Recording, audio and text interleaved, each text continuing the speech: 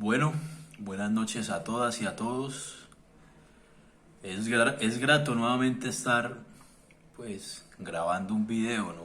Este es el segundo video y es domingo 9 de mayo del 2021. 11 días ya de protestas acá en Colombia. Y como lo mencionaba en el video anterior, la intención es pues buscar estos espacios, ya que la censura en los grandes medios de comunicación es ya muy descarada, ¿no? Sí, ya descarada. Y hoy hago este video con mucha tristeza, ¿no?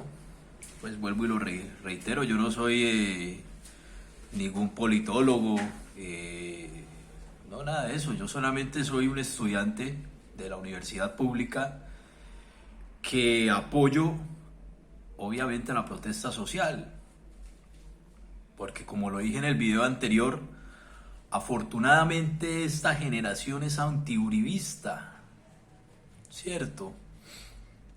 Y esta generación es la generación del presente de Colombia. Y podríamos decir que el futuro de Colombia, que es la generación que viene detrás de nosotros, pues también será antiuribista claramente. Y hoy hay muchos temas por tocar, ¿no? Ya lo mencionaba en el video anterior, el oportunismo del centro, del inexistente centro, porque el centro político no existe, ya lo explicaba muy bien por qué en el video anterior. El oportunismo de estos tipos que no tienen discurso político es una vergüenza total. Es una falta de ética y de corrupción. Unos tipos antiéticos. Ir allá, cuando rechazaron el paro, ir allá a aceptar, dizque ahora sí hablar con el presidente Duque y felicitando a la gente del paro cuando ellos salieron a decir lo que no lo apoyaban. Eso es antiético. Abanderándose del paro. También hablaba de los hermanos Galán el video pasado y hoy lo reitero. En estos días vi un tweet que salía la foto de estos dos personajes, decía que le han aportado ellos al país, ¿no? Ellos no le han aportado absolutamente nada al país. Solo han hecho es vivir del apellido de su padre, que sí fue un político de verdad, que Galán en esa época significaba Galán papá, ¿no? El propio, el político, significaba progresismo en esa época. Y estos tipos pues solo han hecho, es eso, vivir del papá. Lo mismo este muchacho Lara, este muchacho hijo de Lara Bonilla, Rodrigo Lara Bonilla. O sea, es gente que autodenominada centro, y todos sabemos muy bien que esa gente ha contribuido a la derecha, al fascismo del partido del Centro Democrático, para que el país siga en manos de estos terratenientes. Porque hoy los dueños de Colombia son los grandes empresarios. Entonces ahí está Ardila Lule, este tipo Sarmiento Angulo y unos cuantos más que son los dueños del país, ¿no? Porque nosotros llevamos 200 años sometidos a dos grandes élites. Antes de que Uribe fuera presidente, pues estábamos sometidos a la élite burguesa, de Santa Fe, de Bogotá. Entonces era una élite burguesa que se repartía el poder. Entonces un periodo era Pastrana, el otro periodo era otro tipo, y así sucesivamente. Y cuando llegó Álvaro Uribe Vélez, pues Uribe fue el primer terrateniente que se convierte en presidente de Colombia. Puedo estar equivocado, ¿no? Pues yo hablo de los últimos 20 años, de lo que yo he podido observar, ¿no? Porque yo me acuerdo que la primera candidatura de Uribe fue por ahí en el 2002, si no estoy mal, y yo tendría por ahí 8 años de edad. Entonces desde esa época, pues uno se da cuenta y todo el mundo hablaba que marque al tarjetón 04, me acuerdo tanto que el 04 era el de Álvaro Uribe. Entonces Uribe derrotó a Serpa y derrotó a todos estos tipos. Entonces era el primer paisa terrateniente que llegaba a ser presidente de la nación. Y ese paisa resultó ser el peor cáncer de Colombia. Entonces claramente vemos cómo el poder, el gobierno, ha estado siempre en las grandes élites. Y pues lamentablemente esa generación que gobernó a la cual gobernó Álvaro Uribe Vélez, pues es la generación que sigue siendo uribista, porque ellos cayeron en el error y uno entiende porque pues en esa época el internet no era tan fuerte, no había de pronto, no existía Twitter, no existía Facebook, no eran así tan fuertes de que hoy en día usted sube un video y lo ve todo el mundo. Entonces a esta gente le tocaba quedarse pues con lo que decía el canal Caracol y RCN, que siempre han sido medios prepagos del poder. Entonces crecieron creyendo ese discurso guerrerista de que este tipo iba a implementar una seguridad democrática que resultó en 6.000 y péguele falsos positivos y empezaron a creer, construyeron, bueno, ya era un enemigo, las FARC ya era un enemigo del gobierno, pero lo que hizo el uribismo fue alimentarlo, engordar a ese enemigo. Entonces al engordarlo pues surge una serie de narrativas y es extraño porque si miramos la historia de Estados Unidos, el terrorismo en el mundo empieza a existir en el 2001, cuando se derivan cuando se caen las Torres Gemelas. Y esa es la primera vez que George Bush dirige un discurso netamente dirigido al terrorismo, declarándole la guerra a Medio Oriente, tildándolo de terroristas. Y eso es un poco lo que hacen las grandes, los dueños del mundo, los dueños del poder.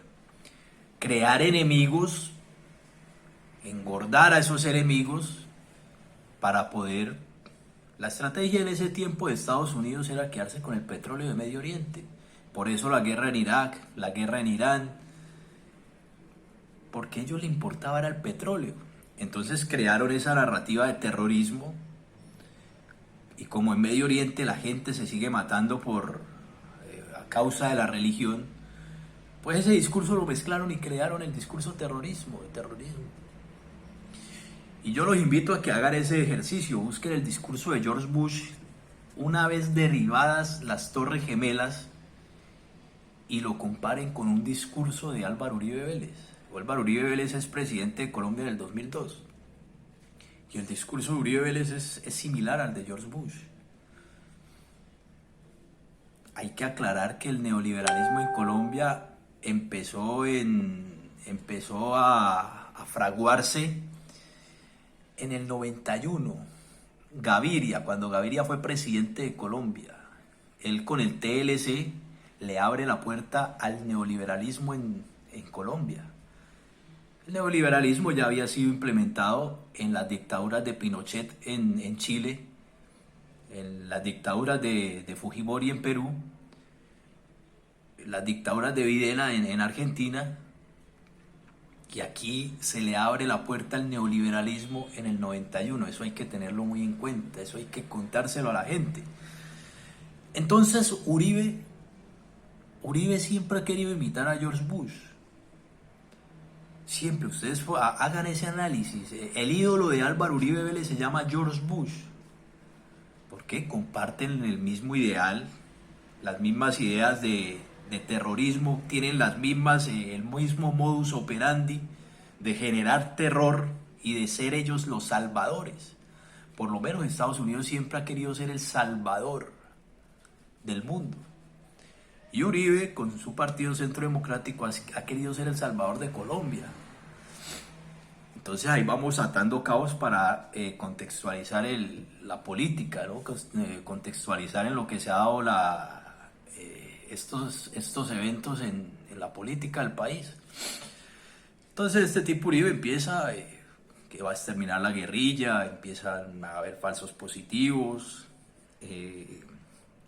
empieza a robarse el país de una manera muy descarada con esto de agroingresos seguros que en Colombia lamentablemente los criminales parece ser que los premian, porque ahí está el señor ese Luis Felipe Arias, el señor ese Arias, que estaba preso en Estados Unidos por agroingreso seguro y está feliz y dichoso de la pelota en Colombia, con permisos, viviendo en una cárcel de lujo. Entonces empiezan a saquear el país y ahí con Uribe empieza una nueva narrativa. Pero entonces detengámonos en el 91 con Gaviria. Gaviria le abre la puerta al TLC, al Tratado de Libre Comercio. Ese tipo Gaviria es otro que debió haber terminado su mandato y retirarse, no hacerle más daño al país, porque esa es la otra. Aquí la constante de los presidentes de Colombia, bueno, a excepción de Juan Manuel Santos, es que terminan su mandato presidencial y siguen montando gorro, siguen fastidiando al pueblo, siguen haciéndole daño. Por ahí estaba Pastrana, hace unos años Pastrana hablando, imagínense Pastrana cuando su gobierno fue un desastre. Yo creo que en Colombia han habido dos presidentes desastrosos y puedo estar equivocado. Bueno, yo hablo de la época en la que yo tengo uso de razón, yo tengo 27 años. Y yo creo que esos dos presidentes desastrosos que yo he podido escuchar y he podido observar han sido Pastrana y Iván Duque. Pero entre los dos el más imbécil de todos es Iván Duque, claramente. Entonces en el 91 se le abre la puerta al neoliberalismo en Colombia. ¿Y cuál es la función del neoliberalismo? Entonces el neoliberalismo empieza a privatizar la empresa pública.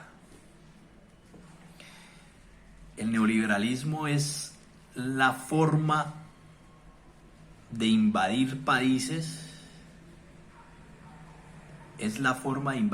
países del siglo XX y del siglo XXI. Si anteriormente en los siglos XV, XVI, bueno, yo para los números soy muy malo, yo me acuerdo de los eventos, pero no me acuerdo muy bien de las fechas. Si antiguamente los españoles colonizaban un territorio y lo hacían a sangre y fuego, si los romanos colonizaban un territorio, lo hacían a sangre y fuego, los visigodos y toda esta gente que ha existido a lo largo de la humanidad, conquistaban territorios y los nazis conquistaban Europa a la brava, a sangre y fuego. En el siglo XX la manera de conquistar territorios es a través del neoliberalismo, por lo menos aquí en América Latina. Esa es una forma de invadir los países de una manera económica. Entonces se acaba la Segunda Guerra Mundial, el mundo. Yo siempre he tenido esa opinión, ¿no? Siempre he tenido ese argumento de que para entender el mundo, el mundo en el que vivimos, hay que tener de referencia los grandes eventos mundiales, las grandes catástrofes mundiales. Entonces usted ve que la Primera Guerra Mundial, bueno, la Primera Guerra Mundial se da, nadie sabe por qué se da, pero se da. Algunos países, las élites que gobiernan el mundo, se la inventaron, porque es que las guerras son inventadas. Los vencedores de la Primera Guerra Mundial quedaron dueños del mundo. Entonces los vencidos no quedaron contentos con la Primera Guerra Mundial y hicieron una Segunda Guerra Mundial. Y en el 45, cuando acaba la Guerra Mundial con la detonación de la bomba atómica de Estados Unidos a Japón, pues los vencedores de esa catástrofe bélica fueron Rusia, bueno, antiguamente en ese tiempo la Unión Soviética, Estados Unidos y los aliados. Entonces estas tres, yo lo explicaba el video pasado, estas tres ideologías quedan dueñas del mundo. Entonces, a partir de ese momento, Colombia tuvo la oportunidad de, de industrializar el campo, porque una vez acabada la Segunda Guerra Mundial, los países latinoamericanos tuvieron la oportunidad de industrializarse y volverse en potencias. ¿Por qué? Porque Europa estaba recuperándose de los estragos de la guerra. Estados Unidos también.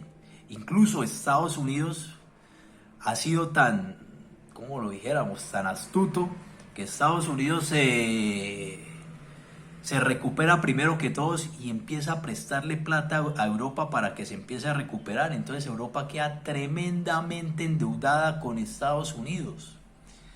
Y al quedar tremendamente endeudada con Estados Unidos, pues entonces Estados Unidos se empieza a sacar provecho de eso. Entonces se crea el Banco Mundial.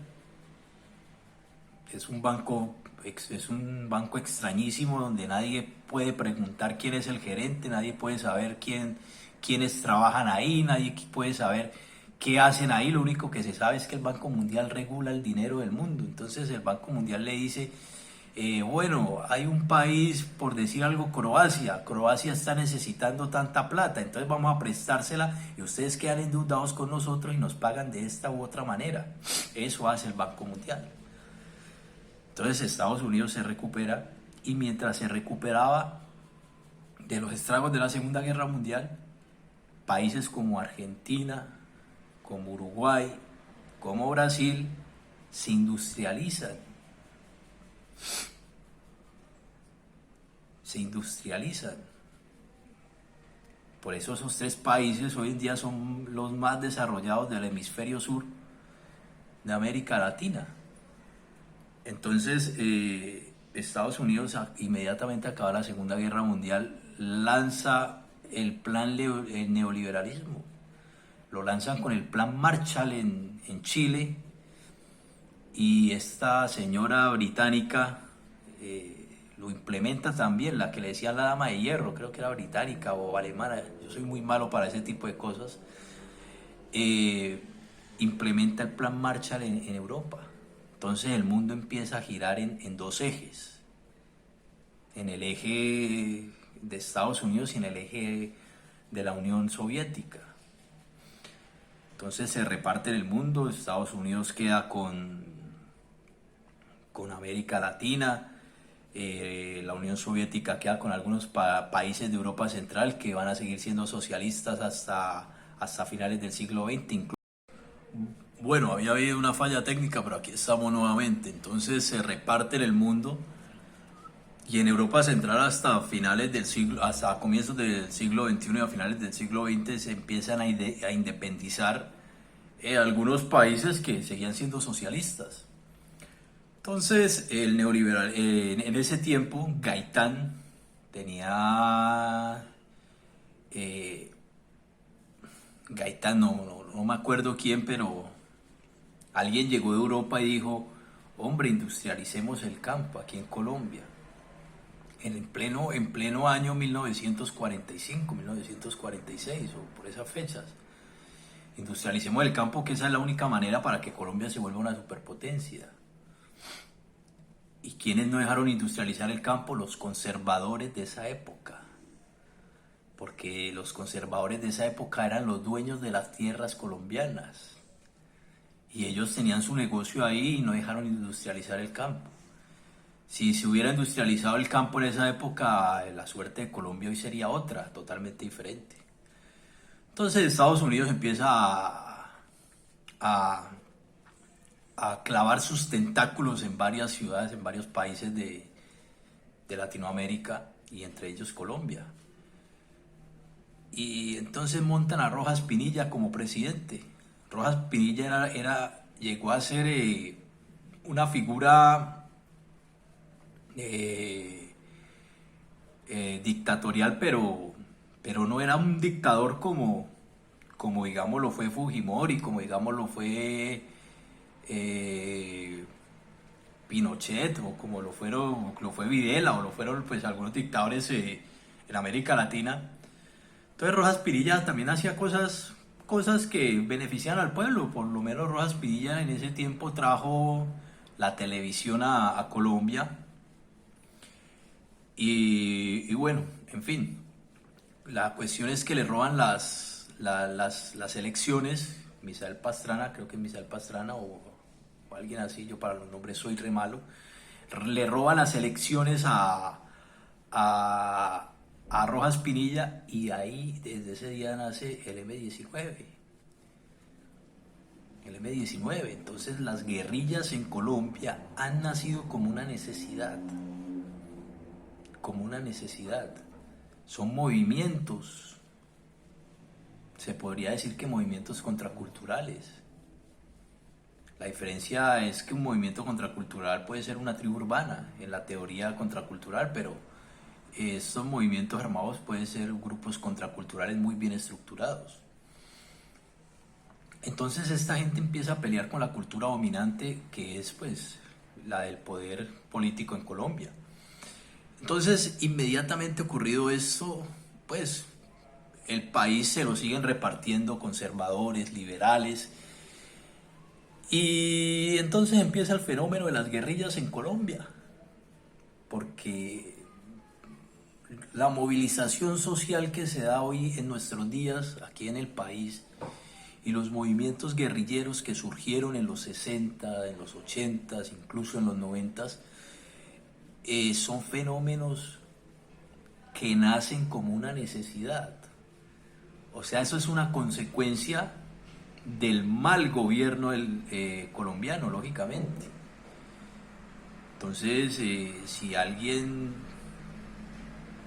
tiene que no callar las injusticias, y por eso nacen estos movimientos. Entonces, Estados Unidos empieza con su plan neoliberal. Por esa época se van asisten muchos ministros de varios países latinoamericanos a una conferencia en Washington, creo que fue en Washington, en donde Estados Unidos les da la orden a todos esos ministros de Latinoamérica que tienen que implementar el modelo neoliberal. Y eso no lo cuentan, no se lo cuentan a los muchachos en el colegio. Eso no lo cuentan los medios de comunicación en sus programas. Y eso evidentemente es así, eso no me lo estoy inventando yo. Eso está documentado. El neoliberalismo es un hecho. Entonces, bueno, implementan el neoliberalismo. En el 91 Gaviria le abre la puerta ya completamente con el TLC, el Tratado de Libre Comercio, que consistía en bajar aranceles, en comprar la materia prima barata y vendérsela cara. Entonces aquí compran el café baratísimo a los caficultores y venden el café que ellos mismos producen, se lo meten por otra empresa, por decir algo, Starbucks o otra empresa también productora que venda cafés, se lo meten al doble o al triple, y la gente es feliz comprando porque eso va de la mano con el capitalismo y el consumismo. Entonces, a lo que yo voy es que dentro de las acciones neoliberales está la de privatizar las empresas públicas, la de bajar aranceles. Esas son las dos maneras, como yo lo decía al principio de este video, que se usan y se comienzan a usar a principios durante el siglo XX y en el siglo XXI para colonizar otros países. Pero ahora no se coloniza el país, sino se coloniza la economía. Entonces, desde esa época hay una guerra económica en el mundo. Entonces, pues aquí empezamos a ver que en los años 90, incluso antes, eso sí no tengo yo el conocimiento, pero empiezan a privatizar muchas empresas y empiezan a vender empresas públicas que eran muy buenas. Por ejemplo, el Seguro Social, a mí mis papás me cuentan, mis papás tienen ya 53 años cada uno, y ellos me cuentan que en ese tiempo el Seguro Social era una maravilla. Y eso lo acabaron porque eso hacía parte del neoliberalismo. Entonces empiezan a acabar empiezan a invadir las economías y empiezan los países a endeudarse con Estados Unidos. Y ahí empieza la hegemonía del capitalismo, por lo menos en Latinoamérica. Y esta ideología capitalista se va a hacer más fuerte con la caída del muro de Berlín y con la desaparición de la Unión Soviética, que es lo que hoy en día conocemos como Rusia. Pero entonces en Europa ocurrió algo diferente. En Europa esta gente se dio cuenta que la manera para salir adelante y para competirle de tú a Estados Unidos, que era el dueño del mundo, por allá en los 50, los 60, el muro de Berlín creo que cae del 89, ellos empiezan a invertir en la educación, empiezan a invertir en las universidades, y eso es lo que les va a dar el desarrollo para que comiencen a construir las grandes ciudades que hoy conocemos. Por ejemplo, Alemania, después de la Segunda Guerra Mundial, que quedó devastada, hoy en día Alemania le bastaron creo que 10 años para recuperarse. Se recuperó supremamente rápido. Y hoy en día Alemania es la principal economía en Europa. Es un país supremamente desarrollado. Lo mismo los países escandinavos, lo mismo Inglaterra, lo mismo Francia. No digo España porque España ha habido mucha corrupción también y España está en otra cosa totalmente diferente a los países aliados que fueron los creadores de la Unión Europea. Entonces en el mundo empiezan a haber una serie de cambios que por lo menos la Unión Europea se crea con el fin de debilitar el Estado-Nación. Y al debilitarse el Estado-Nación, eso es un efecto del capitalismo. Un efecto del capitalismo es que se debilita el Estado-Nación. El Estado-Nación era lo que se conocía en la modernidad como lo que caracterizaba a los pueblos. Entonces, por ejemplo, el Estado-Nación colombiano lo caracterizaba el himno nacional, los colores de la bandera. La gente que vivía en el territorio colombiano hacían parte del Estado-Nación. Hoy en día eso, por lo menos en Europa, se debilitó con la Unión Europea.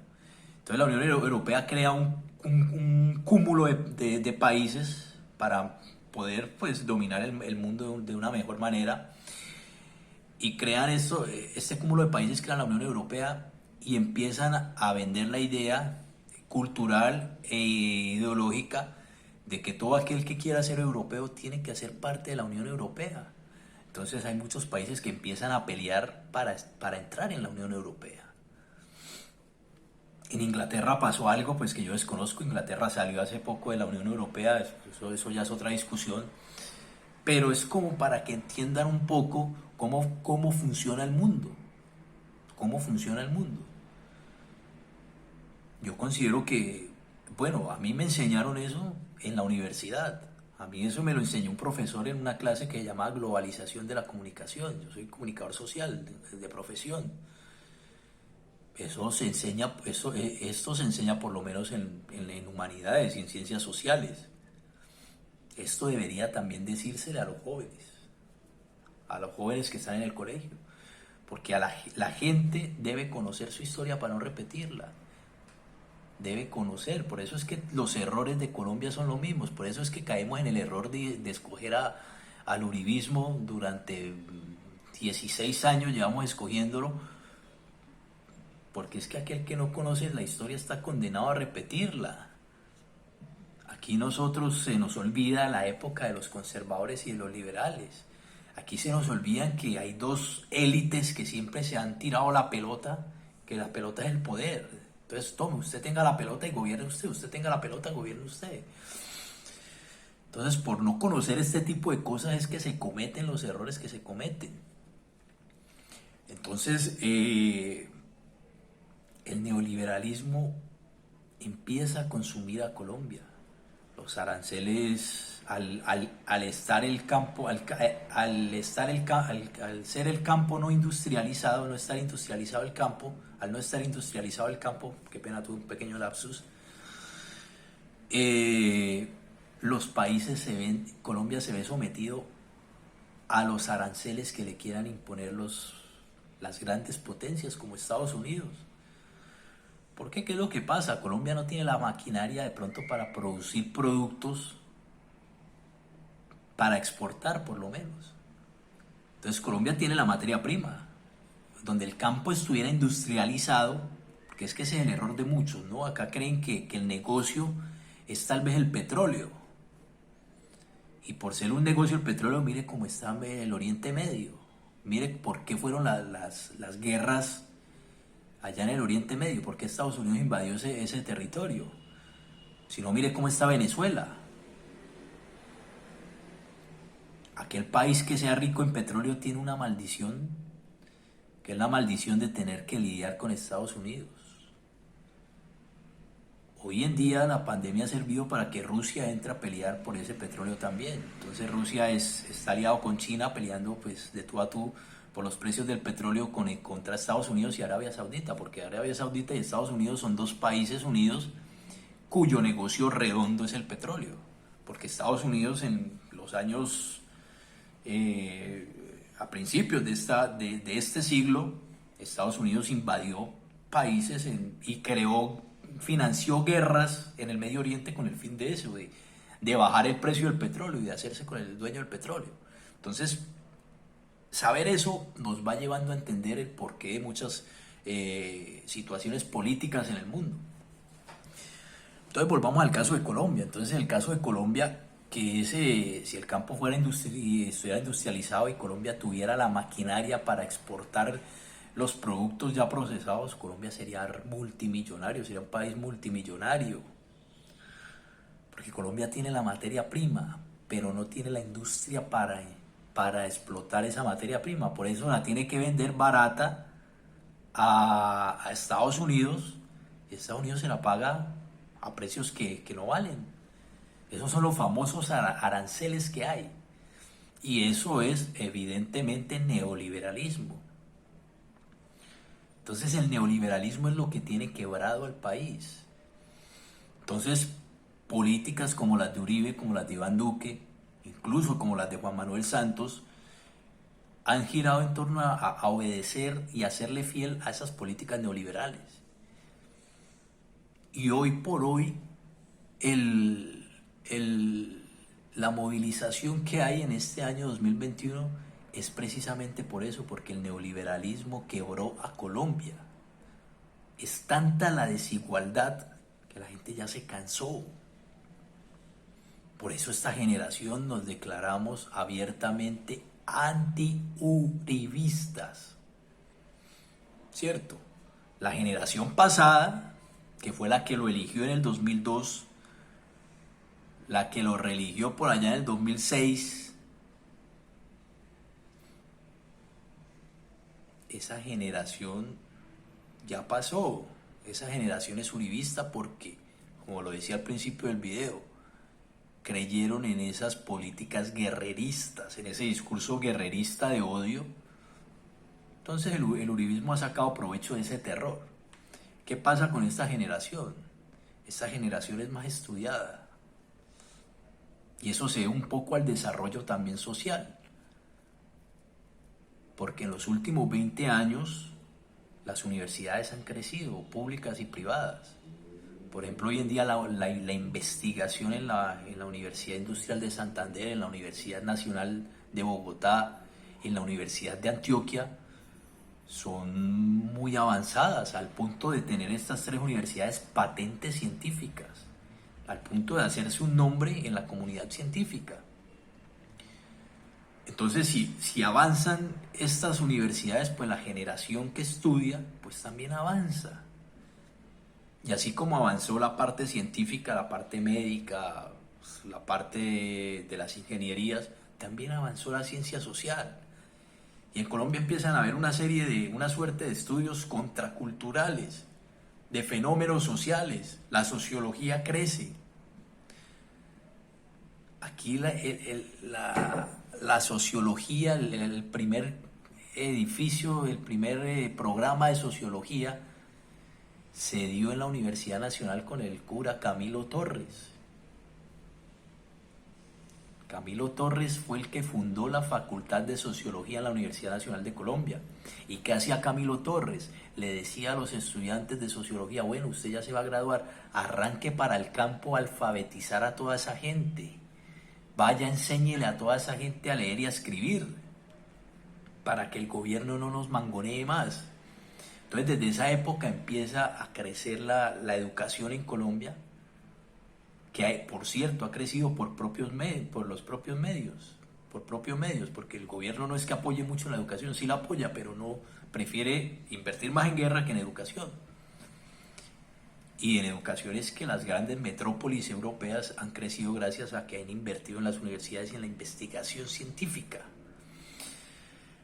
Entonces empiezan a haber nuevas narrativas en las universidades, los muchachos ya empiezan a tener esa visión más crítica,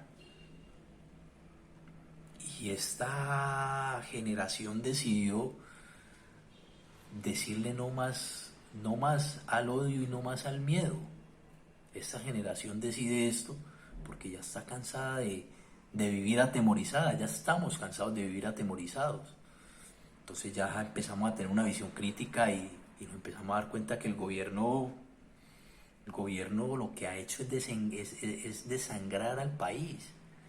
A mí me da risa que los uribistas hablan de capitalismo, eso no existe en Colombia. Y le dicen que el socialista Petro, y Petro quiere es un capitalismo progresista para Colombia. En Colombia no hay capitalismo. Las microempresas no son dueñas del capital. Donde hubiera capitalismo, las microempresas serían los dueños del capital financiero en las ciudades de Colombia. Aquí lo que hay en el país es una burocracia que engorda las arcas de los grandes empresarios a costillas del país, a costillas de las instituciones. Y ahí nuevamente está el neoliberalismo, porque son instituciones privadas. Aquí preferimos dárselas a la gente de afuera que a la gente de acá. Entonces vamos entendiendo un poco por qué la movilización social en Colombia. Y lo único cierto es que así el señor Uribe salga a vociferar y su partido Centro Democrático salga a hablar cuanta bobada se le ocurra, es inevitable la caída del uribismo y del Centro Democrático. Y por eso nos están matando en las calles. Hoy ha sido un domingo muy triste en Colombia, demasiado triste.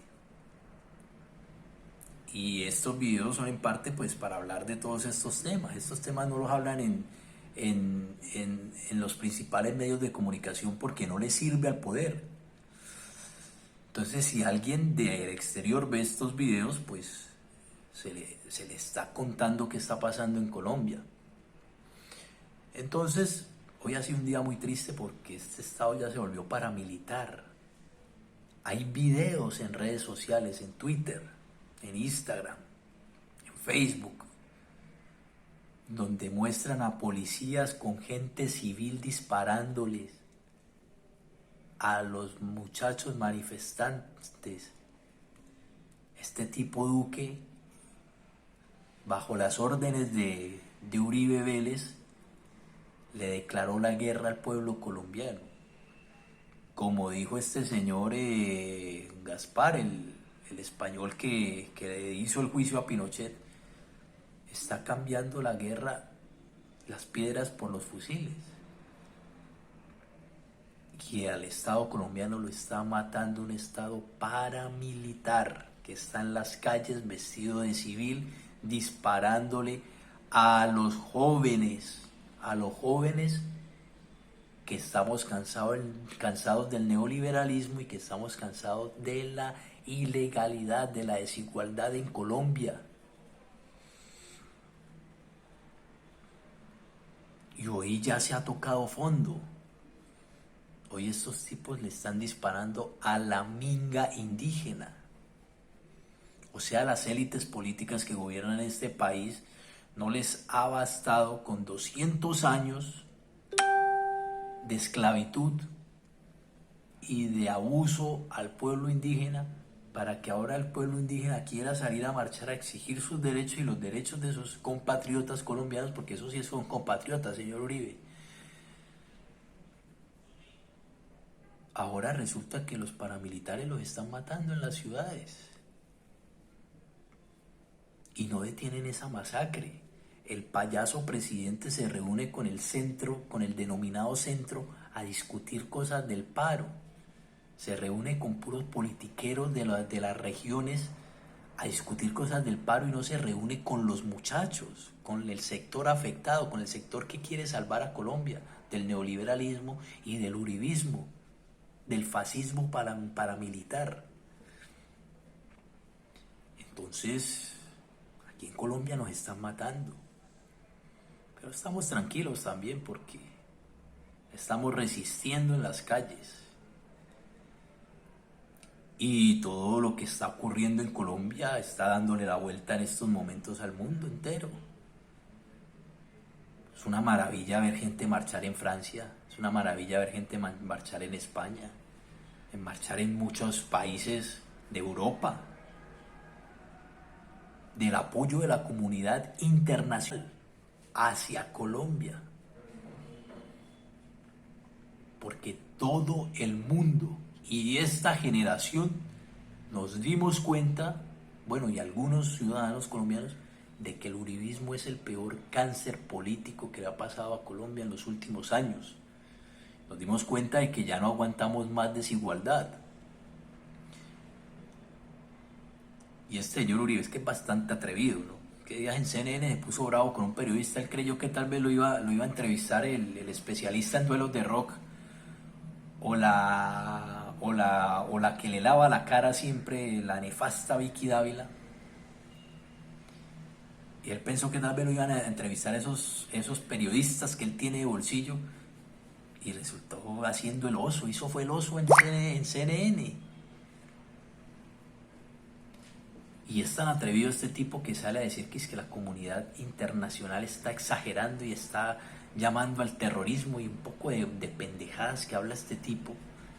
No, señor Uribe, es que el exterior, el mundo exterior, la comunidad internacional ya se dio cuenta de la barbarie a la que hemos estado sometidos durante 12 años, durante más de 16 años en el país. Eso lleva 200 años de guerra. Este país no aguanta más. Entonces, la idea de hacer este segundo video es para contarles un poco cómo funciona el mundo, del por qué la revuelta social hoy en día, de explicarles también cuál ha sido la función del neoliberalismo y contarles, seguirles contando que acá nos están matando. Tras 11 días de protesta, estos tipos ya están matando también a la minga indígena. Estos tipos quieren imponerse a sangre y bala, al mejor estilo autoritario. Esto parece un totalitarismo, esto no es una democracia, Entonces, ese es el panorama hoy por hoy en Colombia. Y la comunidad internacional ya se dio cuenta. Entonces, eso es lo que realmente pasa en Colombia. En otro video estaré hablando también seguiré hablando de Colombia, lógico. Hablaré del proceso, del supuesto proceso de independencia, porque no fue independencia, de cuando los criollos suben al poder, para ver si entendemos un poco más y nos damos cuenta de que Colombia evidentemente ha sido un baño de sangre desde que llegaron los colonizadores españoles a territorio colombiano, o por lo menos América. Esto es bueno contárselo a la gente para que la gente sepa cuál es el mundo en el que está viviendo, no el mundo que le presentan los medios de comunicación pagados por el Estado, o los discursos de los políticos amiguetes del nefasto gobierno de Duque. Entonces, la idea de estos espacios es un poco hablar estos temas que son censurados. Estos temas son censurados en Colombia. Y es muy triste, hoy ha sido un día supremamente triste. En Cali están matando a la gente. Gente inocente está muriendo en Cali y en varias ciudades del país. Al punto de que a la minga indígena le empezaron a disparar. Entonces ese es el panorama del país. Es lamentable, ¿no? Es lamentable, pero hay una esperanza. Y esa esperanza es esta generación. Y es la generación que viene detrás de nosotros. La esperanza está en la educación. Que fue gracias a la educación y a la movilidad social de las universidades públicas. Se me olvidaba, por supuesto, mencionar la Universidad del Valle, que es la Universidad de Cali. Es que hoy por hoy estamos soñando con este cambio. Entonces esa es la realidad. En Colombia nos matan por pensar diferente. Por exigir nuestros derechos nos matan. Entonces por eso son estos espacios. La idea es que estos videos se compartan y lo puedan ver pues personas en el exterior, que yo sé que la comunidad internacional ya se está dando cuenta de lo que está ocurriendo, de la barbarie a la que están sometiendo al pueblo colombiano. Muchas gracias nuevamente, mil y mil gracias por permitirse, ¿no? Por permitirse tomarse ese tiempo de ver estos videos. Créame que yo lo hago es con la intención de generar cambio, de contarle a las personas lo que ocurre verdaderamente, cómo está funcionando el mundo que los está rodeando. Porque yo soy uno de los que pienso que si se le cuenta a la gente el mundo en el que viven, la gente puede trascender y se puede reinventar de una mejor manera, ya que hoy en día estamos en Colombia por lo menos censurados. Y termino con esta frase, la frase de la esperanza, ¿no? Colombia se declaró, por lo menos esta generación se declaró anti-uribista. Y vamos a lograr el cambio, estamos logrando el cambio, porque ya estamos cansados de tanta violencia, tanto terror y tanta desigualdad. Mil y mil gracias nuevamente a ustedes por estar en este canal, por hacer parte de este canal. El próximo video estaré de pronto hablando de la colonia y de los procesos de colonización y todas estas cuestiones de lo que ha ocurrido en Colombia. También estaré hablando qué sé yo, puedo hablar también de literatura. La idea es hablar, charlar un rato con ustedes. Feliz noche para todos ustedes y feliz inicio de semana.